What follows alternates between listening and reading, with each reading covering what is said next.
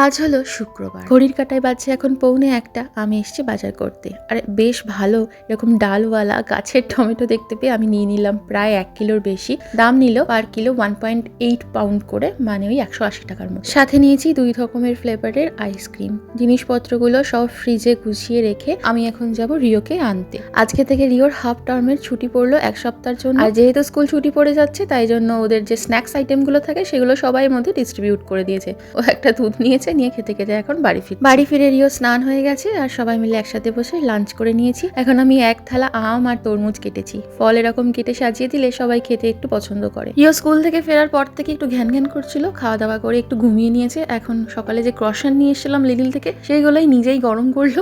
তারপরে আমি, রিও আর পাপা মিলে শেয়ার করে সেটা খেলাম চায়ের সাথে। আমি এখন সন্ধ্যেবেলায় রাতের জন্য কুমড়ো আলুর তরকারি বানাচ্ছি আর রিওর এসেছে হালকা করে জ্বর, তাই আমার পাশে শুয়ে পড়ে আর নিজের মতো করে বকবক শুরু করেছে।